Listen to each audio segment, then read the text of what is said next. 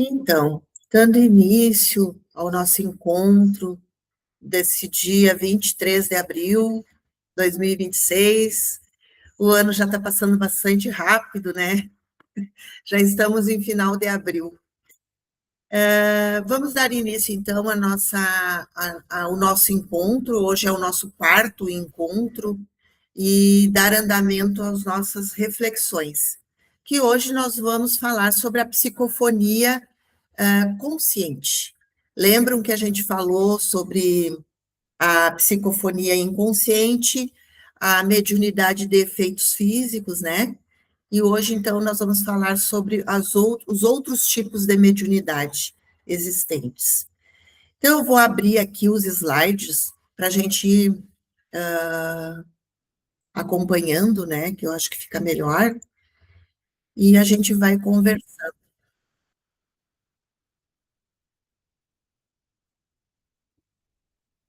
Permitir. Bom, como vocês todos lembram, nós tínhamos parado nesse slide onde mais pessoas estão entrando. Peraí, deixa eu, mais um convidado, permitir, Andressa. Seja muito bem-vinda, Andressa. Vocês lembram que a gente falou sobre esse quadro, né? Controle e responsabilidade na psicofonia inconsciente, que também serve para a consciente, né? E eu quero voltar a chamar a atenção sobre isso aqui, sobre esse quadro, né? Sobre o perigo, né, de uma mediunidade mal desenvolvida e mal educada. Porque desenvolver a mediunidade não é somente sentar lá no centro espírita, na reunião mediúnica, se concentrar e receber espírito. Não. O desenvolvimento mediúnico ocorre em duas, não digo etapa, mas são dois critérios necessários para o desenvolvimento mediúnico. Um deles, é claro, essa disponibilidade, né, a concentração, né, enfim. E o outro, um dos mais importantes, é a reforma íntima. Nós precisamos ter mérito moral, como diz aqui. Nós precisamos ter vigilância 24 horas, porque aí nós vamos ter como resultado uma comunicação segura e assistida, né? Ao passo que, quando nós não temos esse mérito moral, né? Quando nós não temos uma vigilância sobre o nosso dia a dia, os nossos pensamentos, a forma como a gente age no mundo, o que nós vai acontecer? Nós vamos ter risco de possessão, risco de uma obsessão séria.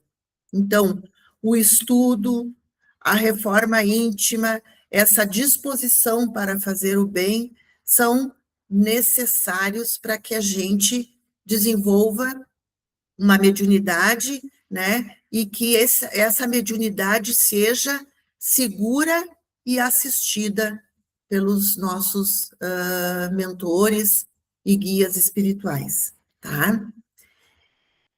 Seguindo, então, os nossos slides aqui, entrando na psicofonia consciente, né? Nós temos aí uma imagem da psicofonia consciente. Vocês veem que nós temos numa mesa, né? Médiuns sentados, todos eles sendo muito bem assistidos, ó. Os guias espirituais e mentores estão à nossa volta, e essa senhora de azul está recebendo um espírito que está muito desequilibrado. Aquele mentor espiritual lá está auxiliando o esclarecedor sobre tudo que é importante dizer para esse espírito. Enquanto a médium, né, através da psicofonia dela, ela está falando aquilo que o espírito quer falar, né? E essa psicofonia consciente, né, ela acontece assim: o espírito comunicante, ele se liga ao cérebro do médium, transmitindo ideias, imagens, emoções. E o médium capta isso tudo e reproduz com as suas próprias palavras, mantendo-se consciente do processo o tempo todo e exercendo um controle mais direto sobre a manifestação, né? Então, o espírito não entra no corpo do médium, não, né? O que acontece? O médium se afasta através da mentalização, da mentalização não, da concentração. O médium se afasta parcialmente do corpo e recebe, né, as ideias, as emoções do espírito comunicante. Mas o médium está consciente o tempo todo daquilo que está acontecendo ali. Então, vai haver o quê? O estabelecimento de uma sintonia vibratória e a ligação é de perispírito com perispírito, tá? Há essa irradiação de ideias, sentimentos, né? Diretamente para o centro coronário e frontal do médium, né? O espírito não toma o controle da voz, mas sim transmite o conteúdo. E aí entra a educação mediúnica. Por quê? Se eu for um médium educado, eu não vou ficar gritando quando o espírito quer gritar. Eu não vou falar palavrões ou xingar, enfim, porque o espírito quer falar palavrão e xingar. Eu sou um filtro dessa manifestação, né? Vem a vontade de falar e a gente corta, porque a gente está consciente. Agora já não se dá o mesmo quando a gente viu lá na psicofonia inconsciente, que o médium fica totalmente inconsciente, né? Então, o André Luiz, ele descreve, né, que a psicofonia consciente é um sutil processo de enxertia neuropsíquica, que foi como a gente falou, né? Deixa eu aprovar a entrada de mais um aqui. É a Yara. Tá.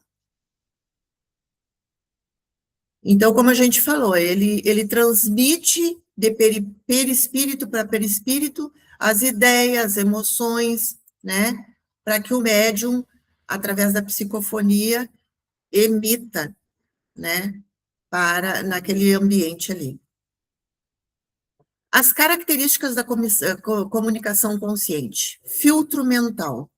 O médium mantém a consciência e, por isso, traduz as ideias e sentimento do espírito com seu próprio vocabulário, cultura e estilo.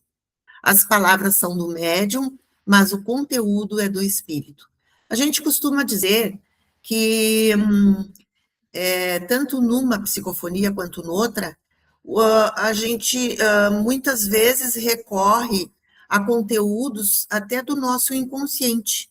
Por exemplo, tem espíritos que se comunicam em outra língua, porque que tem facilidade de se comunicar através do médium. Aquele médium, ou nesta existência, ou em outra existência, teve conhecimento daquela língua. Então, esse conteúdo, ele está ali para ser aproveitado. Então, às vezes, acontece muito isso, né? A memória. O médium ouve mentalmente a mensagem ou sente as ideias se formando em sua própria mente e se lembra de tudo o que for dito, pois sua memória está ativa, né? Comigo acontece assim, me vêm as ideias, né, na cabeça, assim, ideias que são estranhas, né, naquele dia, naquele momento, e aí eu vejo que não são minhas, né? Que há algum espírito querendo se comunicar. E aí eu dou vazão e ele se comunica, ele fala, tá? Dualidade. O médium se sente como um intérprete. Há uma dupla sensação. Ele sabe que não é dele, a ideia original, mas é ele quem está pensando e expressando a mensagem. Por isso, muitas vezes, os médios que estão iniciando essa caminhada ficam em dúvida. Ah, isso é meu, isso não é meu, né? Essa dualidade. né? Mas a gente precisa pensar assim, desde o momento em que eu estou participando de uma reunião mediúnica, que eu me concentro, me coloco à disposição da equipe espiritual, a partir dali todas as ideias e emoções que vêm não são minhas. E aí eu preciso externalizar, porque a gente é que nem um correio, né? O correio precisa entregar a mensagem. E a mesma coisa nós precisamos entregar a mensagem. Na dúvida, a gente externaliza igual. E aí o esclarecedor ele vai ver se procede, se não procede. Depois, no final da reunião, há uma avaliação, uma discussão sobre aquilo. Mas naquele momento eu preciso estar à disposição e deixar fluir aquelas ideias e pensamentos que me acometem no momento da mediunidade, da mediúnica. Controle. O médium tem maior controle sobre a comunicação, ele pode discernir, filtrar e até interromper o processo, se perceber que a comunicação é de má qualidade ou prejudicial, né? Então, o médium tem essa capacidade, quando vê que é um espírito zombeteiro, é um espírito que só quer enrolar, que nem diz o outro, só quer atrapalhar, só quer tomar conta da reunião, tomar tempo dos médios, das pessoas, o próprio médium que é educado, ele mesmo interrompe aquela comunicação. Ele tem condições para isso. Porque, como sempre diz lá no Livro dos Espíritos, os espíritos, eles influenciam, mas eles não determinam. Quem determina somos nós.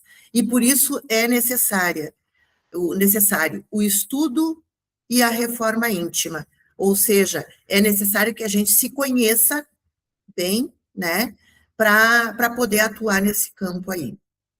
A segurança é considerada mais segura, essa psicofonia, pois a consciência do médium funciona como uma barreira protetora contra espíritos zombeteiros, infelizes, que tentam apossar-se do aparelho mediúnico. Claro que tudo aqui, né, pessoal, nós não estamos sozinhos, né? Nós temos todo um grupo de encarnados trabalhando junto, e temos também uma equipe espiritual que organizou aquela reunião e que está presente a todo momento ali, tá? Se alguém quiser ir me atrapalhando, não. Atrapalhando é errado dizer, né? Se alguém quiser ir fazendo intervenções, podem ficar à vontade, tá? E levanta a mão, eu vou seguindo, tá bom? Aí nós entramos na vidência, né? O que é a vidência? Alguns médiums têm psicofonia, vidência, tem várias mediunidades ao mesmo tempo. Outros que só têm uma, né? A vidência é bastante interessante, principalmente numa reunião mediúnica, porque auxilia a todos a visualizar aquela situação real, né? Auxilia nas nossas reflexões, no nosso estudo, enfim. Tá? E a evidência, eu lembrei daquele filme O Sexto Sentido, que eu vou passar uma partezinha aqui para vocês lembrarem, tá? Se comunicar. Contar meus segredos. Então conta.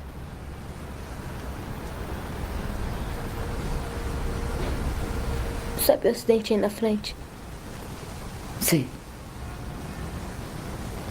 Alguém se machucou. Ai. Uma moça. Ela morreu. Oh, meu Deus, dá pra ver, né? Tá. Onde ela está? Em pé do lado da minha janela.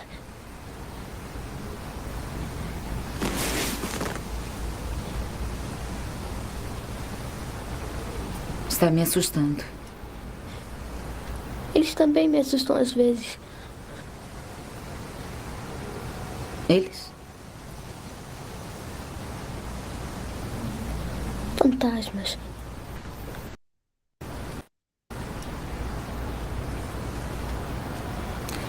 Vê fantasmas, Cole?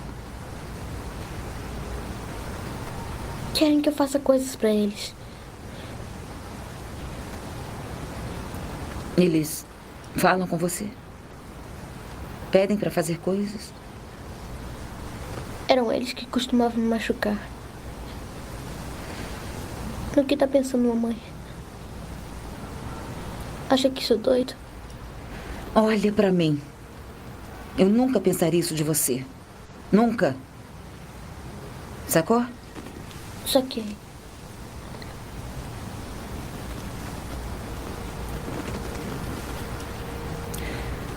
Só me deixa pensar.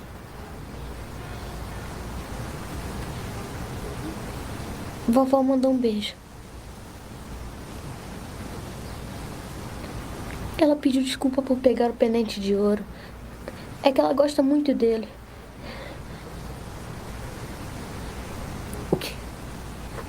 A vovó me visita às vezes. Cole, isso é muito feio.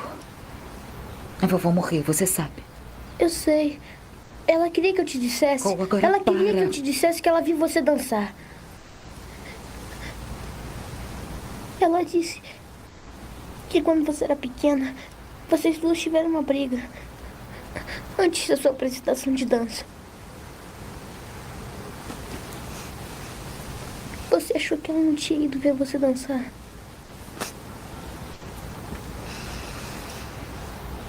Ela foi.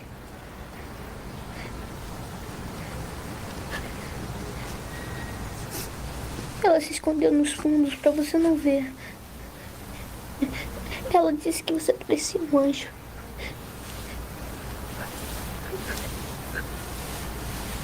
Ela disse que você foi pro lugar onde a enterraram. E fez uma pergunta. Ela disse que a resposta é todos os dias. Agora a pergunta. Se... Se...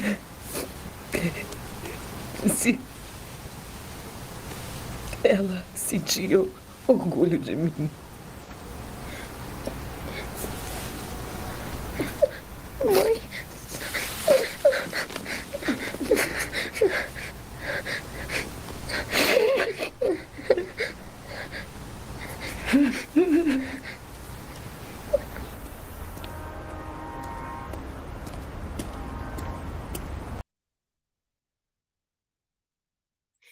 Então, a vidência é essa capacidade de perceber espíritos, cenas do plano espiritual. Ela pode ocorrer em estado de vigília, de transe leve, dependendo da sensibilidade de cada médium. E o vidente, ele ultrapassa o limite vibratório, que a ciência já mediu, né? Milhões de vibrações por segundo. E ele passa a ver um plano extrafísico. Então, é uma outra realidade que tem uma vibração diferenciada da nossa, né? E o médium vidente tem a capacidade, né, de sentir, né, não de vibrar, mas de ultrapassar esse limite, vamos dizer assim. Então, a vidência, ela exige muito, mas muito mesmo, discernimento, vigilância, né? Porque a visão espiritual, ela pode ser influenciada pela vibração do ambiente, né? Então, as pessoas que veem os espíritos precisam estar, assim, serenos, estar bem, porque dependendo do quadro que se visualiza, dependendo do espírito que se visualiza, né, o médium pode se desequilibrar, né, e daí não é legal, né. Então, é preciso essa vigilância constante para não haver esse desequilíbrio. Imaginem vocês, né, ver um espírito, por exemplo, todo ensanguentado, porque acabou de desencarnar num acidente de trânsito, né? Que é o que às vezes acontece, né? Tem pessoas aí, mesmo no nosso grupo, que eu sei, a Franciele, o Carlos, né? Que são médiuns videntes e que podem falar um pouco sobre isso. Alguém gostaria de falar? Sobre como é essa experiência da vidência, né? Como que vocês lidam com isso? Vamos falar depois, então. Alguém levantou a mão? Na realidade, assim, ó, eu, Ah, na minha pouca experiência como médium, né? Então eu consigo, não sempre, mas em alguns casos eu visualizo o espírito, né? E é bem como tu falou mesmo, né? Tu tem que estar bem equilibrado, né, naquele dia para te poder fazer né, uma conexão com o espírito, né? Então é bem complexo, sabe? Não é simplesmente tu bater o dedo e dizer que tá tudo certo e tu enxergar e tu encaminhar. Então, o que que eu vejo, né, que a gente tem que estar preparado, tem que estudar, né, tem que ter tido um dia bem, né, bem tranquilo, né, que as tuas emoções estejam bem boas naqueles dias, né, para te poder fazer um trabalho bom, né. Então o que não é fácil, né, Carlos? não é porque Que a gente tem os nossos problemas, né, claro, dificuldades. com certeza, né. Mas Então a é gente tem importante, como tu disse, para manter esse equilíbrio, é importante a oração, né? sim, a oração, tu tá sereno, né, tu tá bem tranquilo, né, porque é um conjunto de coisas, né, que te leva a tu fazer um bom trabalho, né, entende? Então Sim. eu A que Tatiana levantou visualizo a mão o também. espírito, Hum. eu noto que a gente tem que estar bem equilibrado, né, tem que estar bem tranquilo, bem sereno, né, para te poder fazer um bom trabalho, né. É isso Sim. aí. Esse é meu depoimento. A Tatiana levantou a mão. Oi, Sandra. Não, eu fico muito obrigada, Carlos, até pelo teu depoimento, porque é bem importante assim para a gente, né? São vivências, coisas que Sim, vocês claro. vivem no dia a dia, né? Mas eu queria perguntar assim, eu tenho uma dúvida. No caso, quando a criança, quando é criança, né, e vê espíritos, e depois, quando adulta, não vê mais. E seria um médium vidente igual, ou seria pela questão de ser criança, que tem o tempo aquele, né? Tem os 7 anos. Uhum. Não, tem aquele tempo, né? Tem crianças que até os 7 anos têm os amiguinhos, né, espirituais, enfim, eles enxergam ainda, porque ainda não se completou a reencarnação, que a reencarnação se completa aos 7 anos. Se a partir dali segue, né, enxergando, ouvindo, enfim, aí provavelmente ali está encarnado um médium, né? E aí, então, mas toda essa experiência de médium vidente desde criança, ela é muito acompanhada por um mentor. Eu sei do exemplo da Luísa, né?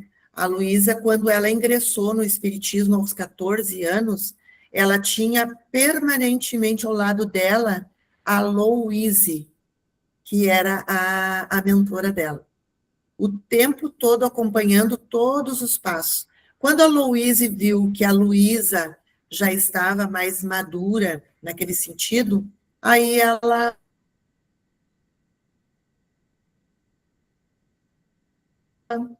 parou, ela espaçou mais, né?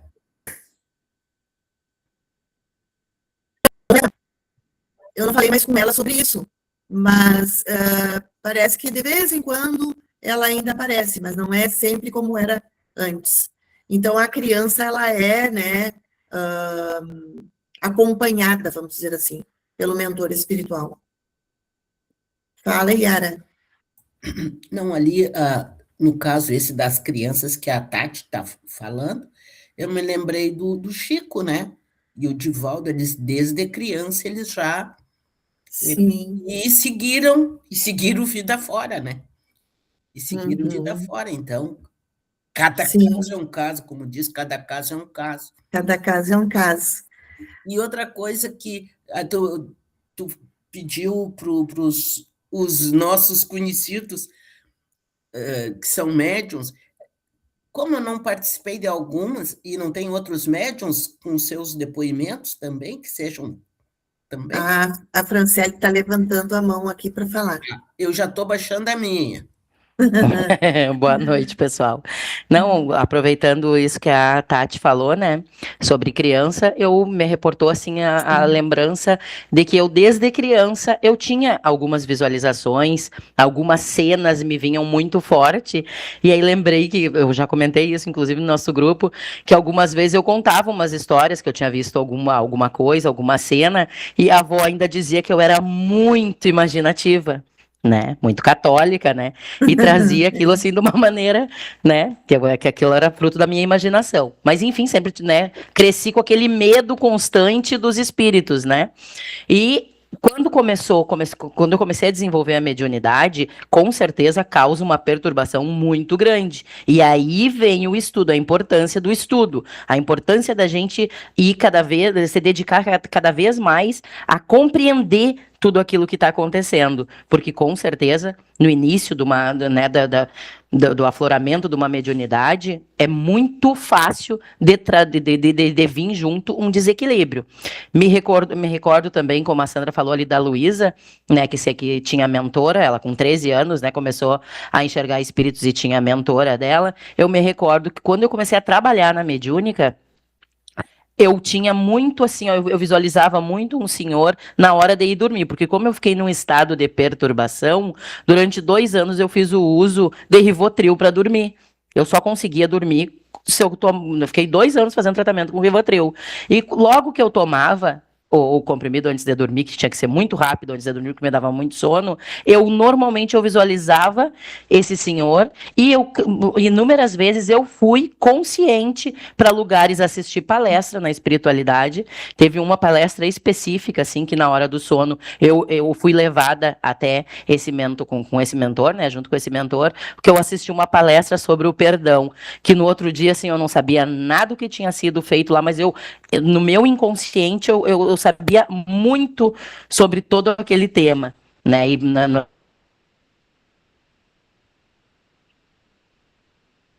naquela parte da minha vida foi muito importante, toda essa parte muito importante, né? Eu acho que de uma certa educação mediúnica, né? Nunca mais assim eu tinha visualizado esse senhor. Ontem, por acaso, por isso que eu quis levantar a mão e falar e dar o meu relato, ontem, por acaso, teve uma situação na nossa reunião mediúnica onde eu acho que eu estava um pouco insegura. Né? E isso, assim, às vezes a gente acha que a gente está super preparado, trabalhando há muitos anos na mediúnica, e tem algumas ocasiões que a gente se fragiliza.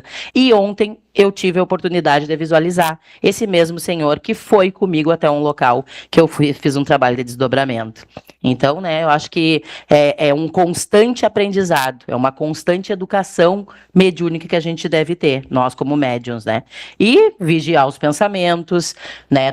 É impossível, eu acho, a gente estar sempre num padrão vibratório, né, equilibrado. Não tem como. Variáveis vezes no dia a gente se desequilibra. Mas a importância da gente já ter isso consciente, que a gente precisa buscar um equilíbrio, buscar a elevação das nossas vibrações, eu acho que isso fica, né? É contínuo, não tem assim algo que vem assim pronto, né? Não, tu já estudou isso, tu já sabe tudo isso, tu tá pronto para vivenciar até o resto dessa encarnação a tua mediunidade. Eu acho que não, acho que é um constante aprendizado. É isso, assim, da minha parte, era esse o relato que eu queria dar. Que bom, obrigada, Franciele. Sigamos, então? Então, pessoal, vamos lá. Como é que é esse mecanismo da percepção mental, né? Existe o que a gente chama de emancipação da alma. Então, embora o médium esteja em vigília ou em transe leve, ocorre uma parcial emancipação que permite ao seu perispírito captar as vibrações do mundo extrafísico. Ou seja, é aquele afastamento que eu falei para vocês, né? A gente se afasta um pouquinho do corpo e daí isso se chama emancipação da alma, né? Nós nos emancipamos e daí fica mais fácil captar as vibrações, né, que estão por ali. E aí há uma abertura do campo visual e espiritual. O médium utiliza o seu próprio campo visual perispiritual, porque ele não enxerga com os olhos físicos, né? Então, ele enxerga com esse olho que nós temos aqui, o terceiro olho, que é, na verdade, é a localização da glândula pineal, né? Cada um de nós tem essa glândula pineal mais ou menos desenvolvida. Quando ela é mais desenvolvida, tu consegue captar mais essas entidades, cenas, ambientes que estão além, né, da nossa percepção do olho ou dos 5 sentidos comuns, tá? Então, a glândula pineal mais desenvolvida. Quem trabalha bastante, estuda bastante sobre a glândula pineal é o Dr. Sérgio Felipe de Oliveira. E tem vários vídeos no YouTube onde ele explica muito sobre a glândula pineal, que vale a pena a gente assistir, tá? A imagem que é captada pelo perispírito é transmitida para o cérebro físico, onde é interpretada e registrada pela consciência do médium. Existem situações, por exemplo, na mediúnica, em que uma situação apresentada espiritualmente, do mundo espiritual, né, é captada por vários médiuns de forma diferente. Por que que isso ocorre? Né? É porque cada um vai interpretar de acordo com a sua percepção, com a sua consciência, né? Não que a essência daquilo que está acontecendo ali seja interpretada de várias formas, interpretada não, acontece de várias formas, não. Há o acontecimento ali, né? E os médiuns percebem de acordo com o seu entendimento, com a sua concepção, né? E aí cada um fala, não, mas eu vi tal coisa, não, mas eu vi tal coisa. Isso acontece conosco também. Às vezes uma situação que ocorre no nosso dia a dia, dentro até do grupo familiar, um percebe de um jeito, o outro, não, mas eu acho que tu está equivocado, porque eu não vi nada disso que tu estava vendo, eu vi isso, isso, isso e aquilo, né? Acontece muito isso. E também na vidência pode ocorrer, tá? A mente do médium funciona como um filtro que submete a visão espiritual às suas próprias capacidades de interpretação e compreensão, bem como ao seu estado moral e cultural, que isso também é importante, né? Como que nós, por exemplo, que estamos vivendo esse dia, né? Esse momento da nossa vida, podemos interpretar, por exemplo, uma cena espiritual lá cerca de 1000 anos atrás, né? A gente interpreta, vai falar sobre aquela situação com o conteúdo que nós temos, com a linguagem que nós temos hoje, né? Com a interpretação que a gente tem. E também cada pessoa, né, vai ter também a sua interpretação, tá bom? A vidência é a mesma coisa que clarividência, porém, né, a vidência, ela é mediúnica, geralmente. Então, é a faculdade de ver os espíritos e manifestações espirituais que estão presentes no ambiente em torno do médium. É uma visão do agora e do aqui. E a clarividência geralmente é anímica, ou seja, capacidade de ver o que está distante no espaço. É uma visão à distância ou também à distância do tempo. Distância em termos de espaço e distância também em termos de tempo. E é sem o auxílio dos olhos físicos. É um fenômeno mais ligado à emancipação da alma. Então, sempre que se falar em clarividência, o médium está vendo uma cena que está acontecendo lá no Japão, por exemplo. Né? Isso é clarividência. E a vidência é do que está acontecendo ali no próprio ambiente de trabalho. E aí entramos na cura.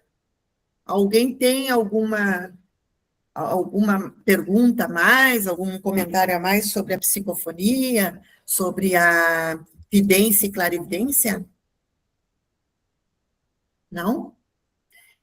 Então, nós vamos passar para a cura. Então, a cura é a transmissão de fluidos espirituais benéficos por imposição das mãos, prece ou passe. Por que que diz assim, ó, ou é a imposição das mãos ou é a prece, né? Por quê? Porque nós podemos transmitir os nossos fluidos espirituais para pessoas que estão, por exemplo, internadas num hospital. E isso a própria ciência já está comprovando, né? Nós temos o exemplo ali de uma dissertação da PUC, e agora até me parece que o mesmo rapaz fez uma tese de doutorado sobre essa questão da cura à distância, né? Pode falar, Yara. Tá, o microfone está fechado.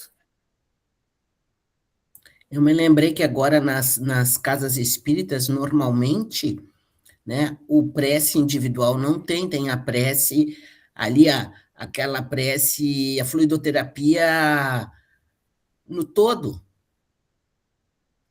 que é a prece, né? As casas espíritas, algumas têm o passe individual com imposição de mãos, e nem todas têm agora. Elas usam o passe coletivo, como diz, o passe coletivo é feito com prece, né? Que é a mesma coisa, né? Que era esse comentário que eu me lembrei, que agora as casas, a maioria, estão fazendo assim, às vezes por falta até de médiuns passistas, né? Sim, sim. Então, a prece, ela é muito bem-vinda a próprias irradiações que a gente faz na segunda-feira, né? É uma transmissão de fluido espiritual benéfico, né? O médium serve de canal aos bons espíritos que equilibram e vitalizam o corpo espiritual, o perispírito do médium, né? Para poder transmitir os nossos fluidos, né? Para aqueles que estão necessitados. Então, na cura tem que ter bastante cuidado também, né? Nós precisamos ter fé, a pureza da intenção, a ausência de interesse material, enfim. Para André Luiz, a cura mediúnica ela é um trabalho complexo que exige a sintonia e a ação conjunta de 3 fatores essenciais: o médium, o espírito benfeitor e o paciente. Oi. Trouxe a minha? Obrigada. O teu. Então, esses 3 fatores... Está quase acabando? Está quase acabando. Então, o médium, ele é necessário porque é ele que vai doar os fluidos, né? O espírito benfeitor é que vai fazer a manipulação desses fluidos para transmitir. E o paciente, ele tem que estar concentrado naquele momento. Vai se tornar mais fácil a ação dos amigos espirituais, né? Não que aquela pessoa, por exemplo, que está em coma, que não está ciente, que está sendo beneficiada, né? Ela não recebe. Mas a gente facilita todo o trabalho quando a pessoa que vai receber, ela está consciente, ela está em oração, né? Ali naquele momento da recepção, tá?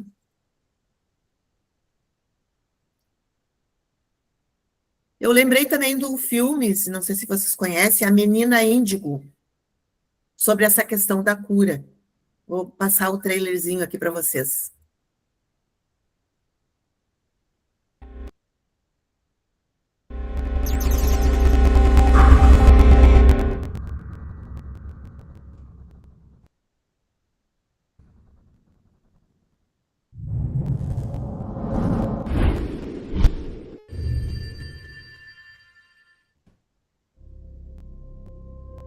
Eu vou fazer mágica e você vai ficar bom. Você vai fazer uma mágica? Sofia, ela é especial, tem alguma coisa diferente. Eu não vejo nada disso nela. Eu e sua mãe, a gente briga muito.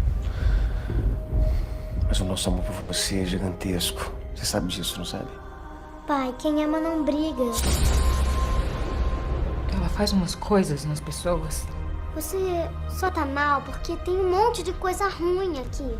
E alguma dessas pessoas ficam boas. Se você jogar tudo fora, tudo que tem de ruim, a dor passa. Por que a gente não faz uma matéria sobre ela, hein? Nem pensar. O que ela faz de especial? O Ricardo, ele tem uma filha que gosta de fingir que tá curando pessoas. Nem remédio eu tô tomando mais, doutor. Você não tá tomando mais remédio porque o remédio que você tomou já fez efeito. Está cheio de criança prodígio hoje em dia por aí. Isso nem é mais novidade. A novidade é que os pais não sabem como lidar com elas. A menina deve ter uma disritmia em relação às supercapacidades, que pode ser uma tortura para ela. A gente acredita que mesmo assim, apesar de tudo, né, Celina, ela seja uma menina normal. Claro. A Sofia é uma menina normal. Quem é que deixou ela fazer isso? Escuta o seu pai, Sofia. Sofia! Essa matéria sobre minha filha não vai sair porque eu não vou autorizar. Sofia, conta pra gente, você gosta de pintar? Com licença, o que tá acontecendo aqui? Vocês podem se retirar? Eu não quero que vocês briguem! Não vamos! Para com isso!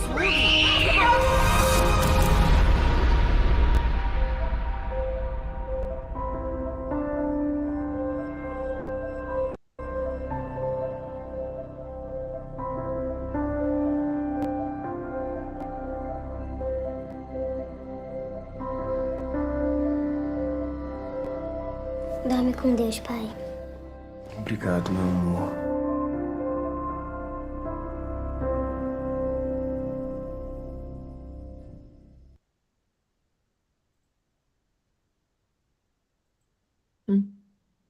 Agora não quer fechar.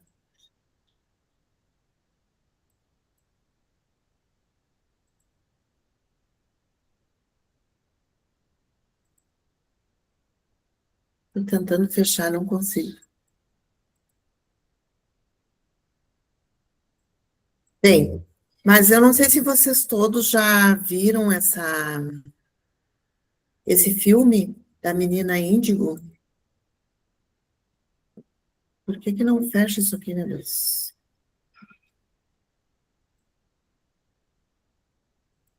Alguém já viu? Eu não vi, nunca tinha visto, achei maravilhoso, vou assistir.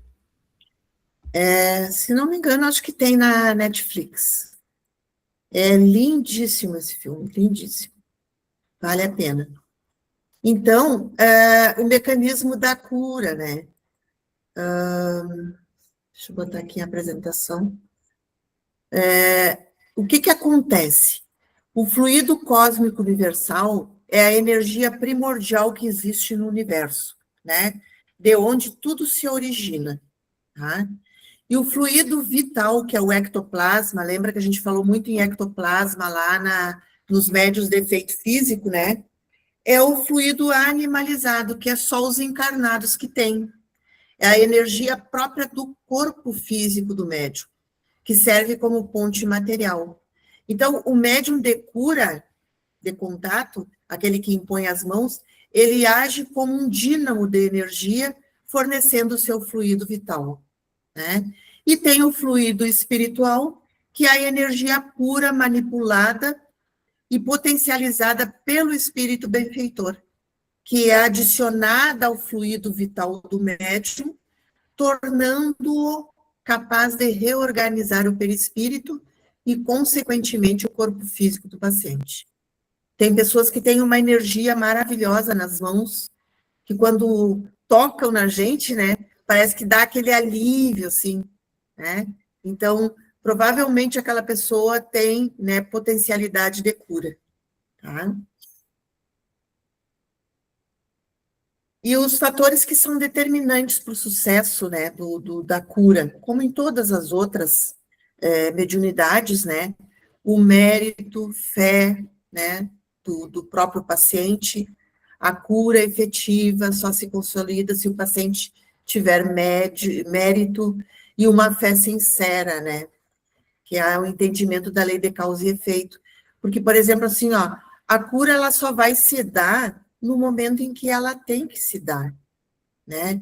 Porque enquanto houver a dor, o sofrimento por uma doença, e aquele sofrimento e aquela doença não provocaram a reforma íntima daquela pessoa, a melhoria daquela pessoa, aquela pessoa vai continuar doente, vai continuar com dor. Lembra que Jesus disse, né? A tua fé te curou. Quer dizer, enquanto eu tiver mérito, tiver fé, tiver, né, coragem, paciência comigo mesmo, enfim, todos esses atributos necessários, né, eu vou ser curada, né, através desse médium. Mas se não, se aquele sofrimento, aquela dor, ela ainda persiste, aquela doença, é porque eu ainda não aprendi o que eu preciso aprender através daquele sofrimento, né? Tá? Porque não é milagre, né? Não é milagre. É todo aqueles, o que a gente viu aqui atrás, ó, né?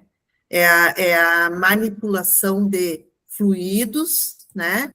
Junto com o quê? Com a melhoria íntima, né? E a moralidade também do médium, né? A pureza da intenção, elevação moral, né? São condições que vão influenciar na qualidade do fluido vital que ele está doando. Aquela menina ali, por exemplo, né? O que ela falou para o avô dela. Enquanto você não tirar todas as coisas ruins que você tem aqui, você ainda vai sentir dor. Viu o que ela disse, né? Pode falar, Yara. Não, era sobre isso ali, né? Aquelas doenças reincidentes, né? A pessoa é dada como curada, né? E daqui a pouquinho volta tudo. E é isso aí que tu está falando. O que eu tinha que aprender com aquilo que eu ainda não consegui enxergar, não fiz, não mudei, não. Então, é muito importante esse conhecimento, né? Quando a gente passa a ter.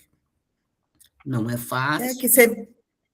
Que sempre a gente fala, né? A vida vai trazendo situações, né? Dificuldades, dores, sofrimento, ela vai trazendo até que a gente faça, né? Uma ressignificação dos nossos sentimentos, né? Uma melhoria das nossas questões íntimas.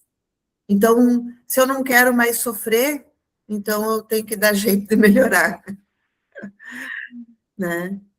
E para melhorar, eu preciso saber o que eu tenho que melhorar, né, também, porque aí que entra o autoconhecimento, né? Eu preciso saber o que eu tenho que melhorar, porque se eu não souber isso, né, é que nem diz a Alice no País das Maravilhas, se eu não sei para onde eu vou, qualquer caminho serve, né? E nós temos também a mediunidade mental. Essa mediunidade, ela não é tratada lá no livro dos médiuns, ela vai ser tratada lá na Revista Espírita, né? Ela se refere a uma forma de comunicação espiritual que ocorre diretamente no pensamento do médium, sem o uso de manifestações físicas evidentes, como escrita, né, ou fala. Quem tem essa mediunidade, ao meu ver, é o Rodrigo, né? Porque ele tem, assim, sempre, ele tem as ideias que vêm, né, diretamente no pensamento dele, de coisas que estão acontecendo, ou que já aconteceram, ou que vão acontecer, mas ele não usa da psicofonia, né, nem da psicografia, não. Ele fala daquilo que vem no pensamento dele. E aí, então, é mediunidade mental. Quando eu li sobre isso, eu até passei uma mensagem para ele, Rodrigo, eu descobri qual é que é a tua mediunidade. É a mediunidade mental. E que se encaixa bem, né, naquilo que acontece com ele. Então, essa mediunidade mental, ela é mais sutil, interior, né? O médium percebe ideias, impressões, mensagem que parece surgir na mente, né? Às vezes ele diz assim, ó, vocês vão dizer que eu tô louco, mas me veio isso, isso, isso e aquilo. Começa a surgir as ideias e ele fala sobre aquilo que está surgindo, né? E tem origem nos espíritos, né? Comunicações que podem ocorrer de diferentes formas, através da intuição, através da inspiração e através de uma audiência também mental. Pode falar, Yara. Não, o Rodrigo, foi, acho que sábado passado, que nós fizemos um atendimento fraterno, nós dois, né, na CEDIC ali, e ele junto, é muito bom, sabe, porque como ele capta as coisas, assim, de uma maneira, né, como disse, é mental, então fica, como é que é, ele faz umas intervenções bem interessantes, como a gente estava, nós dois juntos, então é muito útil, muito útil essa mediunidade. O trabalho dele. Fica mais... E como ele diz, ele não está conseguindo trabalhar junto conosco pelos horários, mas no trabalho dele, ele está usando a mediunidade, ele está trabalhando com a mediunidade no trabalho, né? Sim, então, com certeza. É isso aí. Então, a intuição, né, ele recebe pensamentos que parecem ser seus, mas que têm uma influência espiritual, ou é inspiração, ideias mais elaboradas, frequentemente usadas em textos, discursos, reflexões, ou é uma audiência mental, quando o médium ouve interiormente uma voz, sem o som físico. É diferente do médium audiente. O médium audiente ouve a voz, o som físico. Tá? E na mediunidade mental, há necessidade de análise crítica, equilíbrio emocional, estudo e desenvolvimento moral do médium, como em todas as outras, né? E diferente das mediunidades mais mecânicas, essa mediunidade, ela exige uma consciência maior e uma responsabilidade, pois o médium participa mais ativamente do processo, né? Um dia ele chegou, por exemplo, dando agora o exemplo dele, que ele não está aqui, né? A gente pode falar dele. Um dia ele chegou aqui para mim, eu fui apresentar o hotel para ele, e ele disse assim,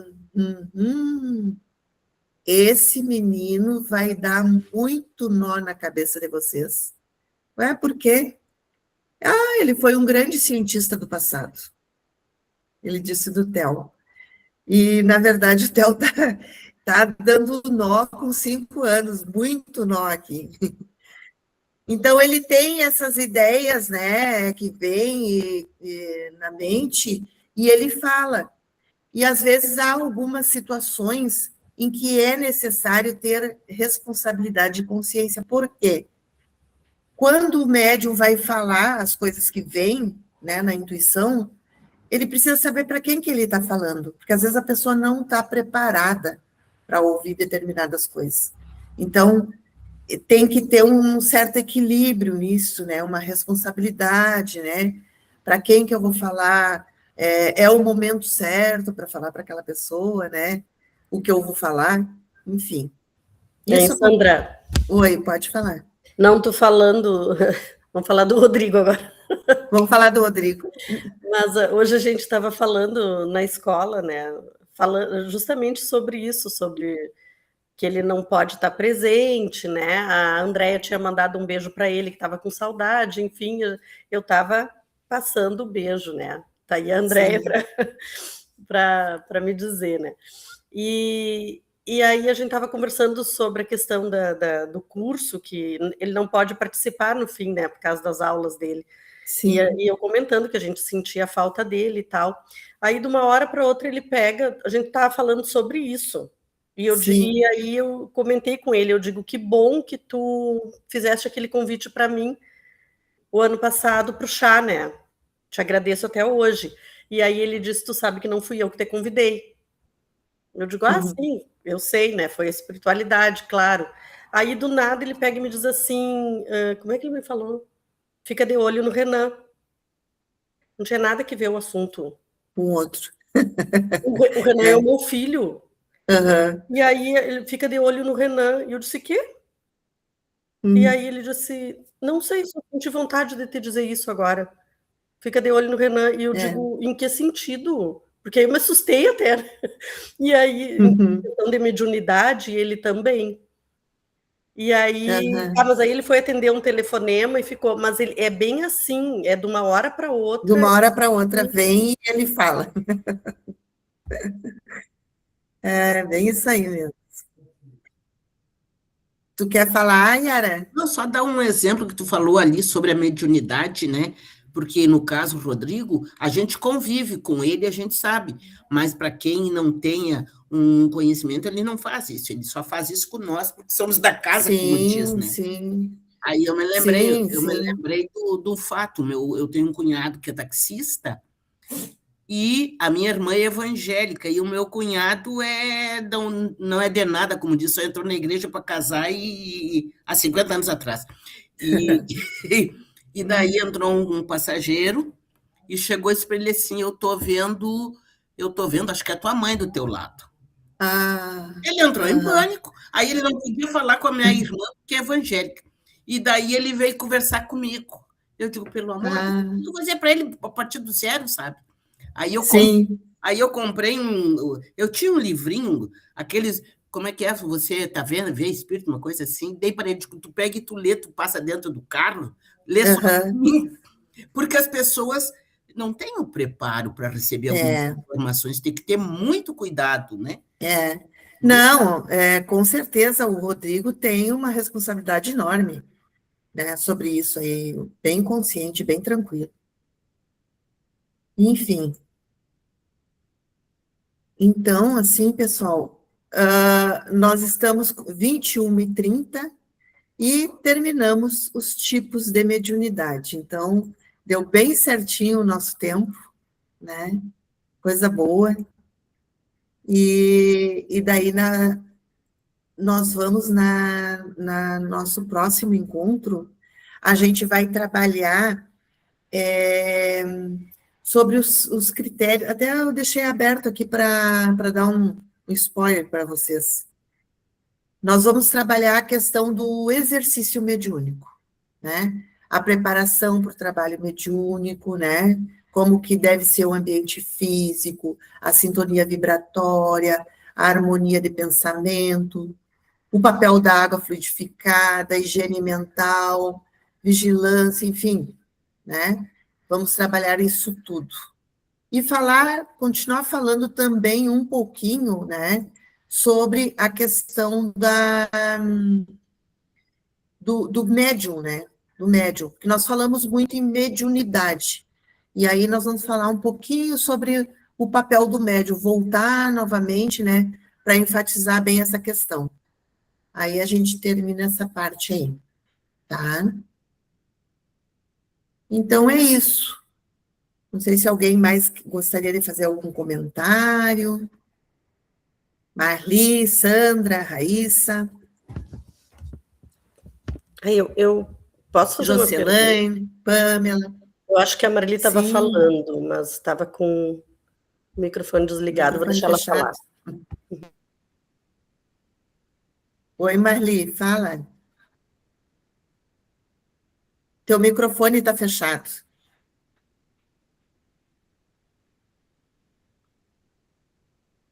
Não conseguiu abrir? Não?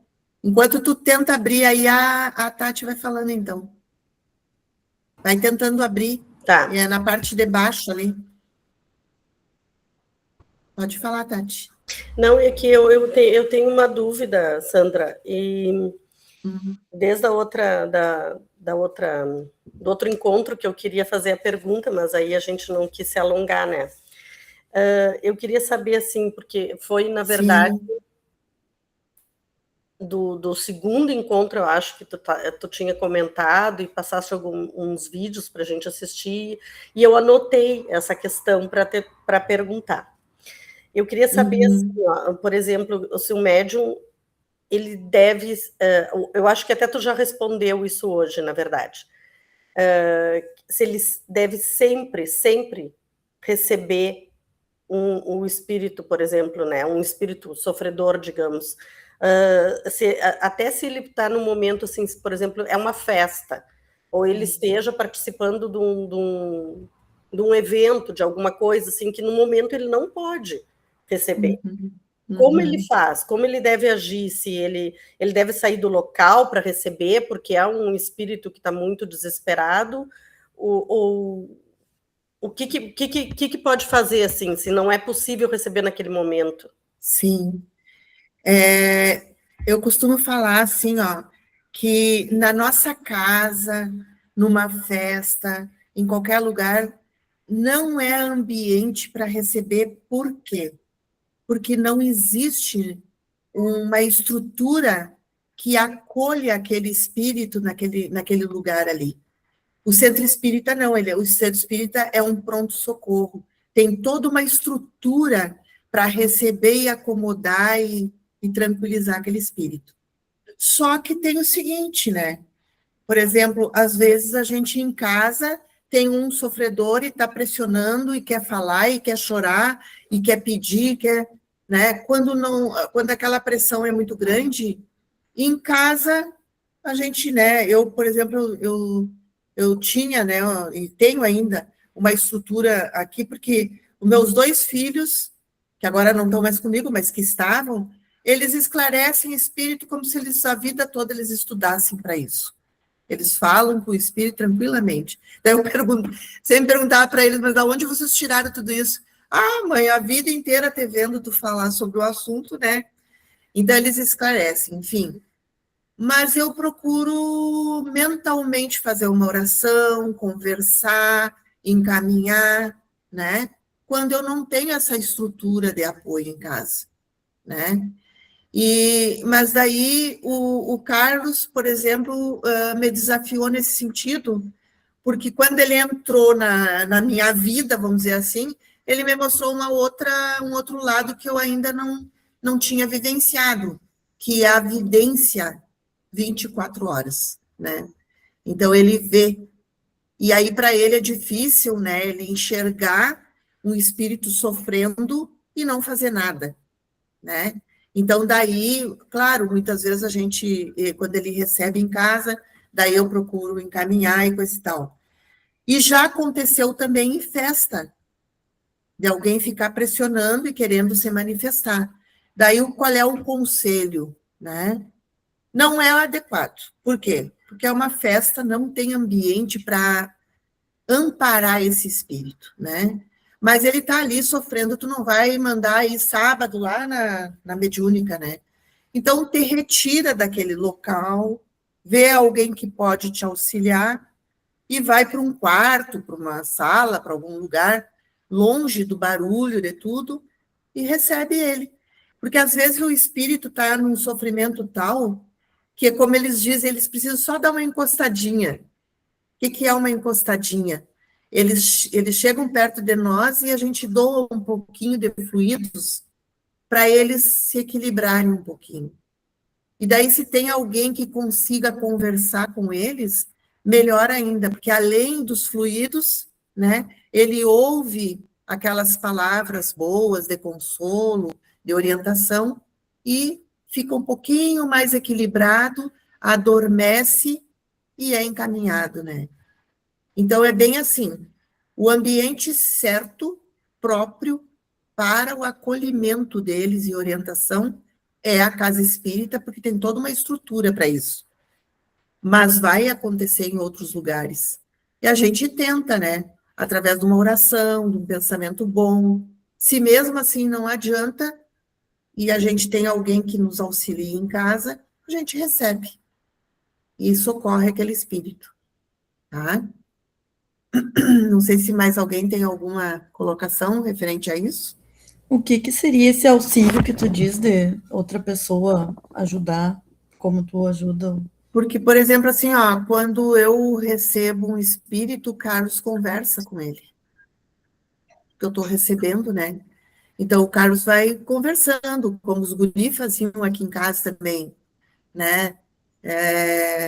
Tu é tu é filho do nosso Criador, Deus te ama, né? Fica tranquilo, tudo isso que tu passou é passado, vamos se acalmar, né?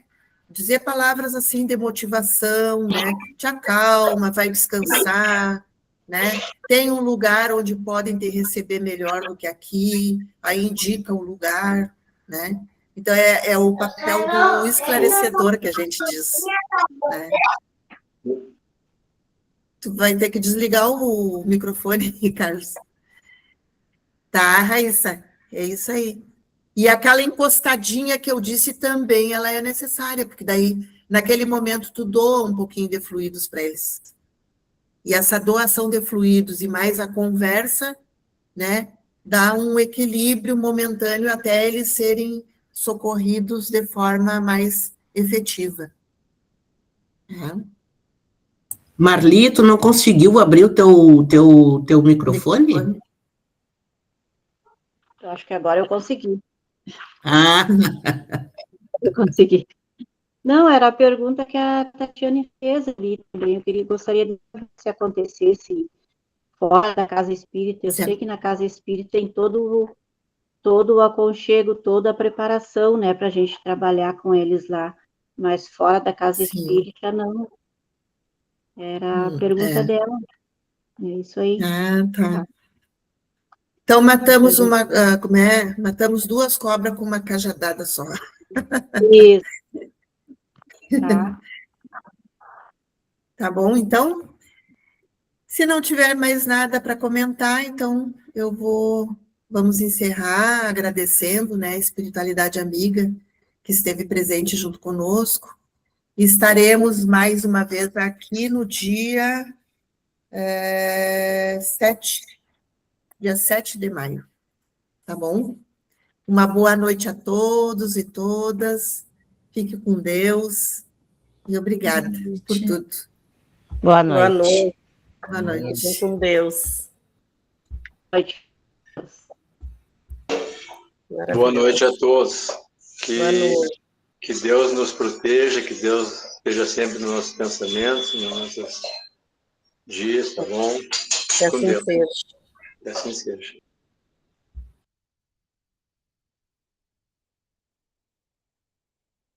Obrigado.